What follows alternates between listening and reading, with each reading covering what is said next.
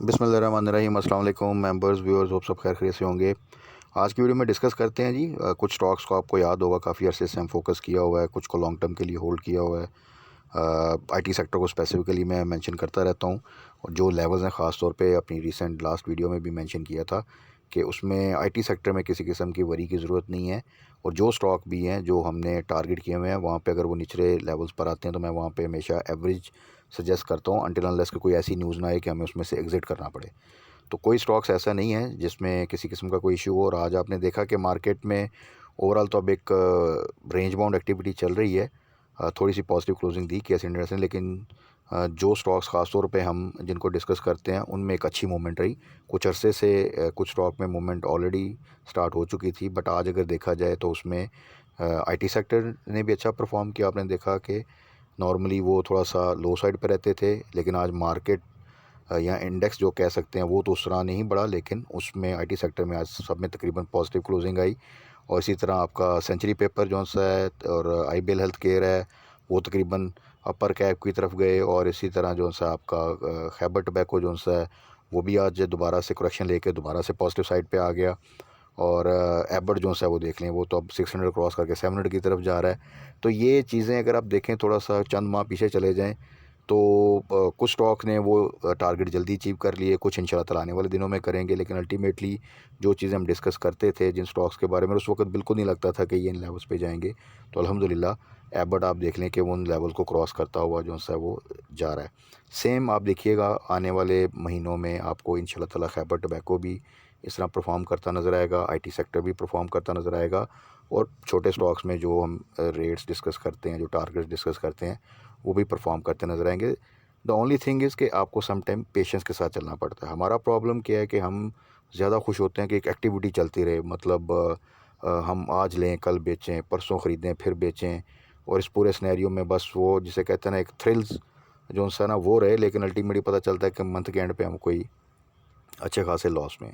Number one. दूसरा ये है कि हमने मंथली वीकली नहीं देखना होता, आपने इन्वेस्टमेंट को हमेशा ओवर द ईयर देखना होता है। तो उस अर्निंग का कोई फ़ायदा नहीं है कि एक माह में आपने अर्निंग की, एक हफ्ते में अर्निंग की। ओवर द ईयर जब आप देखेंगे जी 2024 में जब आपने स्टार्ट किया था, सपोज़ आपकी इन्वेस्टमेंट 1 मिलियन थी, जब आपने क्लोज़ किया बीच में आप बड़ा खुश हुए, आपने पार्टियां भी कर लीं, जब क्लोज़ हुआ पता चला आपको 3 लाख के नुकसान में है। तो अल्टीमेटली क्या हासिल हुआ, आपने इसको इस तरह लेके चलना है कि लॉन्ग टर्म बेसिस पे ओवर द ईयर आपको हर साल कुछ ना कुछ अच्छा प्रॉफिट आता रहे। और वर्स्ट के सिनेरियो में भी आप अपनी चीज़ों को होल्ड करें और आपके पास एक इन्वेस्टमेंट जो सी आपकी बेसिक जो सी इन्वेस्टमेंट है वो सिक्योर है। तो कल है जी फ्राइडे, और आपको पता है 2 ट्रेडिंग सेशन होते हैं। अब तो क्योंकि नॉर्मल वर्किंग डे है तो आपको एक अच्छा टाइम मिल जाता है, उसमें अच्छी ट्रेड भी मिल जाती हैं सम टाइम। मार्केट की जो आज केएसई 100 की जो क्लोजिंग आई है वो 56 पॉइंट की पॉजिटिव क्लोजिंग के साथ जो 72,658 पे इंडेक्स ने क्लोज़ किया है। अब यहाँ पे आपको पता ना 73 के आसपास इंडेक्स जो है वो वहाँ पे एक प्रेशर लेता है। अगर पूरे दिन का आज आप ग्राफ भी देखें तो आपको बड़ी zigzag movement up and down नज़र आएगा ग्राफ। यानी मार्केट कई दफ़ा ऊपर गई फिर डिप लेती रही, ऊपर गई फिर डिप लेती रही। तो इसमें ये होता है कि आपको मूवमेंट अच्छी मिल जाती हैं। अच्छा, वही जो हम डिस्कस करते थे कुछ स्टॉक्स जो से आपके जो कि स्विंग ट्रेड अच्छी देते हैं, पेल को देख लें, पीआईए को देख लें, कोई ख़ास रेंज में जाते हैं, लो लगाते हैं, वहाँ से बाउंस बैक करते हैं, अपसाइड पे जाते हैं, वहाँ पे करेक्शन आती है फिर लो। तो उनमें भी ऐसे ही कुछ ग्राफ आपको नज़र आएगा जो कि आज आपको केएसई 100 इंडेक्स में नज़र आ रहा है। तो उसमें अगर आप प्ले करें तो आपको अच्छा गेंस हासिल मिल सकता है। वर्ल्ड कॉल का भी देख लें, कल ही डिस्कस किया था कि अब उसको ध्यान से ये ना एक्सपेक्ट करें कि यहाँ से वो एकदम 4 पे चला जाएगा। तो आज वो तकरीबन वहीं पे उसने ब्रेक इवन पे क्लोजिंग दी है। तो इसको आपने सिक्योर करना है इन एनी केस। यहाँ पे ऐसा ना हो कि दोबारा 1.3 पे 1.2 पे आए और आप फिर सोचें कि यार काश मैं जब ये 1.5 से ऊपर गया था तो इसको सेल कर देता। बाकी आईटी सेक्टर में जैसा कि मैंने कहा था कि होल्ड करें, वही देख लें प्राइस लेवल जब 52, 53, 51 के आसपास आता है एवीएन, तो वहाँ से हमेशा बाउंस बैक करता है। वो फिर मार्केट पॉजिटिव हो नेगेटिव हो, वहाँ पे उसको एक स्ट्रेंथ जो सी है वो मिल जाती है। और आज आप देखें कि जो सा है वो 57.8 के ऊपर जो सा ना क्लोज़ किया है एवीएन ने। लो जो सा है वो उसका तकरीबन 55.6 का लगा था, और वहाँ से उसने एक अच्छी पॉजिटिव क्लोजिंग दी 2.2 पॉइंट्स के साथ। सेम विद अगर आप देखें तो नेटसोल, उसने भी आज आपको पॉजिटिव क्लोजिंग दी है और वो तकरीबन 116 के ऊपर क्लोज़ किया है। इसी तरह सिस्टम अपनी वैल्यू के हिसाब से उसने जो सा वो 6.81 पॉजिटिव के साथ क्लोजिंग दी है, 389 पे क्लोज़ की है। तो ये 3 स्टॉक को तो हम ख़ास तौर पे जो है ना वो टारगेट किया हुआ है। स्मॉल स्टॉक में जो अंडर 5 मैंने एक आपको मेंशन किया हुआ है वो आपका सिमेट्री है, और मैं बार बार मेंशन करता हूँ कि वो लॉन्ग टर्म के लिए, उसको ये नहीं आपने देना कि चंद माह, उसको थोड़ा सा आप ओवर द ईयर लेके चलें तो उसमें आपको परसेंटेज वाइज बहुत अच्छा गेन जो है ना वो इंशाल्लाह ताला मिल जाएगा। के बाद आ जाते हैं जी सेंचुरी पेपर, जो कि काफ़ी अरसे से आपको याद होगा 27, 26, 28 उस रेंज में था।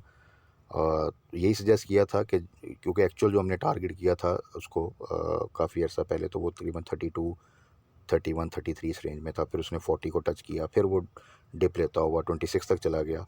तो वहाँ पे ये था कि इसको एवरेज करें, थोड़ा सा होल्ड करें, इंशाल्लाह ताला परफॉर्म करेगा। बड़ा ग्रुप है, ऑन ग्राउंड लाइक दहाइयों से वो बिज़नेस चल रहा है उनका, पार्ट ऑफ लेक्सन ग्रुप, तो उसमें कोई ऐसा मसला नहीं है। अब तो जौन सा है अगर आप देखें तो ये जो रिसेंट इसका एक लो लगा था आई थिंक 26 का, तो जिन दोस्तों ने भी वहाँ पे 127 पे 128 पे जो है ना वो एवरेज किया होगा, तो आज जो है वो उसकी जो क्लोजिंग है तकरीबन अपर कैप के पास आप देखें तो वो 32 के ऊपर जो है वो क्लोजिंग आई है। तो वो ऑलरेडी जो है वो क्वांटिटी तो एटलीस्ट प्रॉफिट में है, उस क्वांटिटी को अब आपने सिक्योर करना है। 31 का स्टॉप लॉस लगाएं और स्टॉप लॉस को ट्रेल करते जाएं उस क्वांटिटी के लिए जो कि आपने 28, 27, 26 इसके आसपास जो है ना वो बाई की हुई है। बाकी इंशाल्लाह उम्मीद है कि ये दोबारा से 35 को क्रॉस करता हुआ 40 की तरफ जाएगा, तो वहाँ पे फिर हम फर्दर डिस्कस कर लेंगे इसकी मूवमेंट के हिसाब से कि आगे क्या स्ट्रेटजी करनी है। अच्छा, सेम आपको याद है कि आईबीएल हेल्थकेयर का भी ये कहता था, सरल एक तरफ अच्छी मूवमेंट बनाता जा रहा था, आईबीएल हेल्थकेयर वहीं पे स्टॉप था। लेकिन अल्टीमेटली ये एक कॉमन सेंस है कि एक ही ग्रुप में है तो उसने भी परफॉर्म करना है।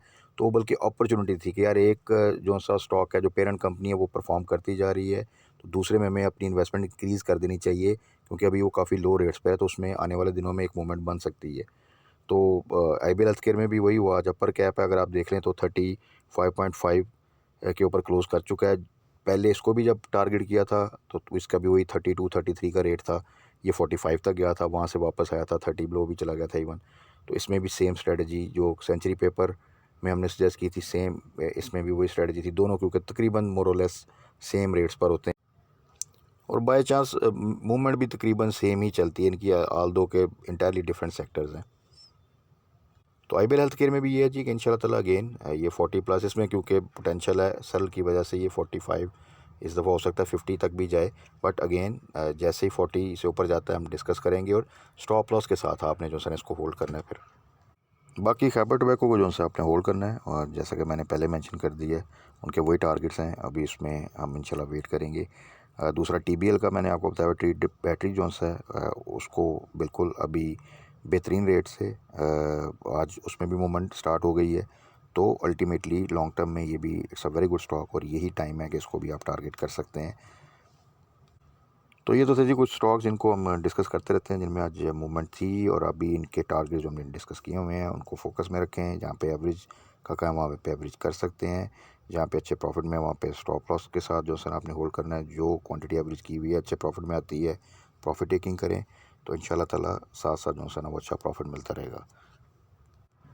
बाकी वीकेंड पे फर्दर मार्केट की क्लोजिंग के बाद कौन से स्टॉक्स को फोकस करना है, क्या स्ट्रेटजी होनी चाहिए, इसको इंशाल्लाह डिस्कस कर लेंगे। तब तक अपना ख्याल रखिएगा, दुआ में याद रखिएगा। स्टे ब्लेस्ड, अल्लाह हाफिज़।